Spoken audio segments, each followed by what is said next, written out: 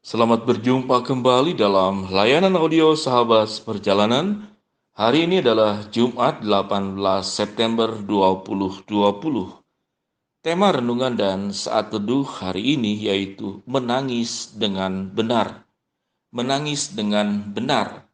Firman Tuhan terambil dalam Mazmur 126 ayat yang kelima. Demikian bunyi firman Tuhan. Orang-orang yang menabur dengan mencucurkan air mata akan menuai dengan sorak-sorai. Bagian ini bercerita tentang tangisan yang benar.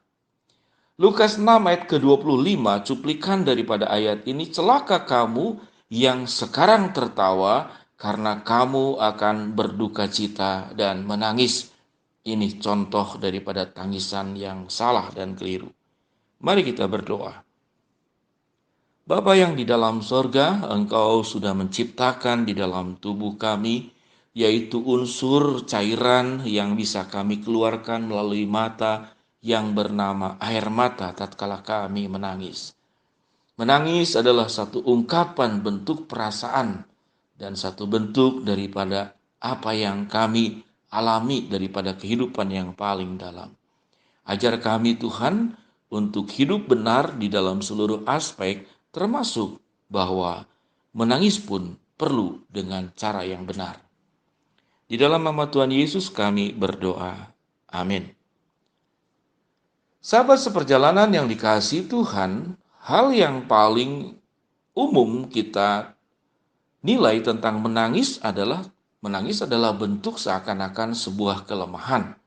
Atau menangis adalah bentuk ekspresi yang sudah tidak tertahan di dalam hati, kemudian terungkap keluar. Namun sahabat seperjalanan yang dikasihi Tuhan, rupanya menangis adalah sesuatu hal yang sangat indah.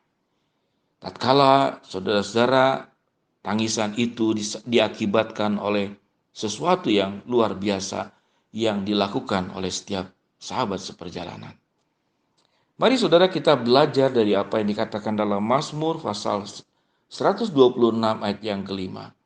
Orang-orang yang menabur dengan mencucurkan air mata akan menuai dengan sorak-sorai. Tatkala kita saudara bekerja keras memperjuangkan rumah tangga kita, menafkahi anak cucu kita, memperjuangkan segala sesuatu yang baik, dan seakan-akan kita tidak sanggup lagi untuk melewati hari dan kesehari yang dilewati yang demikian berat. Namun pada saatnya dengan pertolongan Tuhan, dengan usaha dan kerja keras kita sanggup melewatinya, lalu kemudian kita merasakan hasilnya. Kita boleh menuai apa yang kita tabur. Maka Anda menangis, sahabat seperjalanan menangis. Sebuah tangisan yang membahagiakan, sebuah tangisan yang benar. Karena mengapa? Karena Anda sudah bekerja secara maksimal, melakukan segala sesuatu dengan sungguh-sungguh, baru di penghujungnya itu menangis. Kalau menangis yang salah adalah baru mencoba sehari, baru mencoba 2 hari, belum punya hasil apa-apa, sudah menangis. Maka tangisan ini tangisan yang salah. Tangisan yang tidak tepat waktu. Tangisan bentuk ketidaksiapan untuk bekerja keras. Tangisan kekanak-kanakan. Tangisan daripada orang yang egois. Ingin mendapatkan hasil sebelum berusaha, itu adalah tangisan yang egois. Jadi bolehkah kita menangis? Tentu boleh. Tapi menangis itu harus di saat yang tepat dan juga dengan alasan yang tepat. Kalau alasannya tidak tepat dan saatnya juga tidak tepat, maka tangisan itu menjadi tangisan yang salah. Tangisan yang salah. Tatkala ada seorang anak muda mulai kuliah keluar, dia mulai belajar memasak, belajar mandiri yang selama ini semuanya dicukupkan oleh kedua orang tuanya. Dia mulai menangis. Oke, tidak apa-apa kalau itu adalah sebuah tangisan. Namun sesungguhnya tangisan yang tidak tepat waktu, yang tidak kemudian dengan alasan yang tidak jelas, jelas itu keliru. Apalagi yang lebih buruk. Tangisannya itu karena kita berbuat curang, kita mencuri, kita berzinah, kita berdusta, kita berbohong, kita menipu, kemudian tertangkap basah, dan Anda dihukum, lalu Anda menangis. Maka itu juga sama, hukum tabur tuai.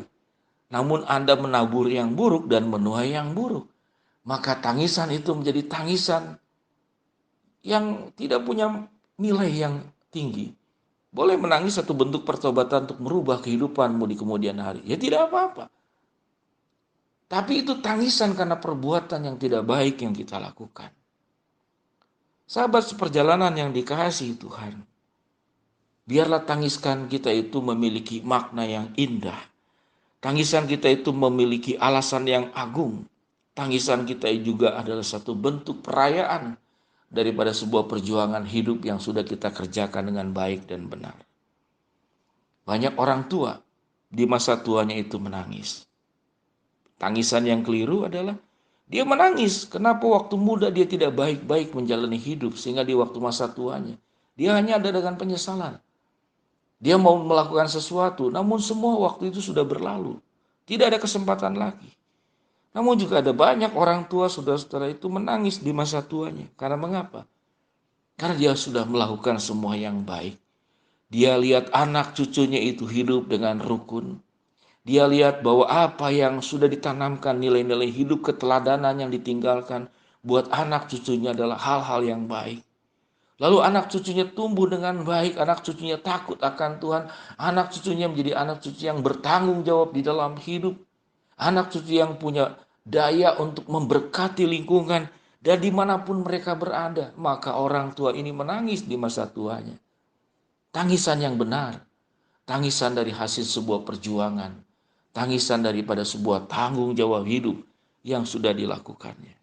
Sahabat seperjalanan yang dikasihi Tuhan, marilah kita bisa belajar untuk menangis itu dengan cara yang benar. Karena mengapa?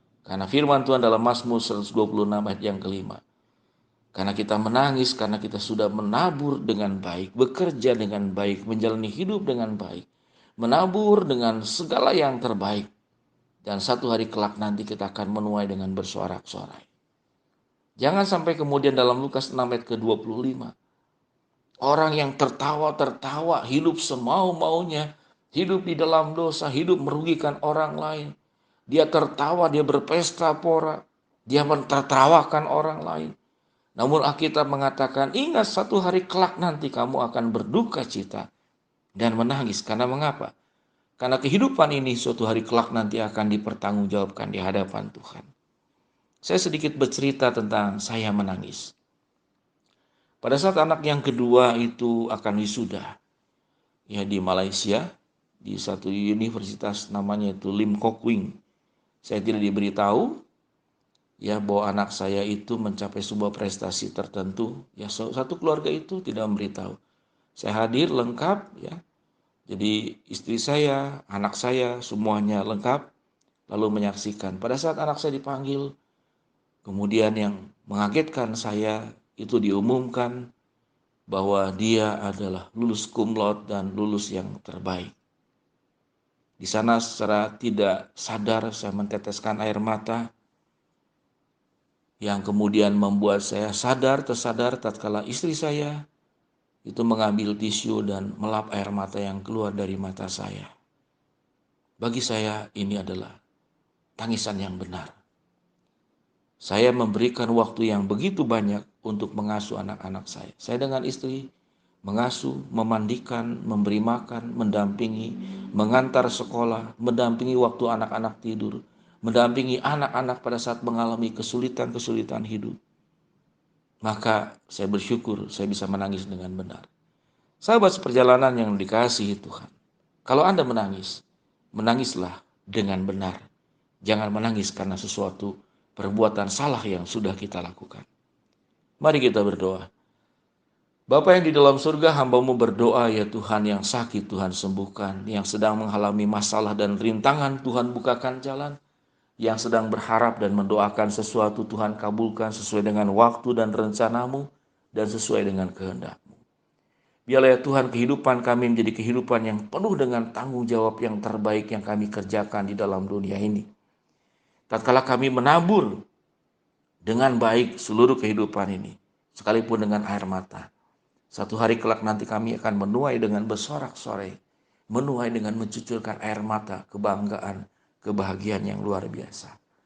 Di dalam nama Tuhan Yesus kami berdoa. Amin. Selamat beraktivitas sahabat seperjalanan yang dikasihi Tuhan. Kalau sahabat seperjalanan terberkati lewat layanan audio. Sahabat seperjalanan ini silakan untuk berbagi, share kepada rekan-rekan, sahabat, keluarga untuk memberkati mereka juga. Sehat selalu, selamat beraktivitas, Tuhan memberkati. Shalom, amin.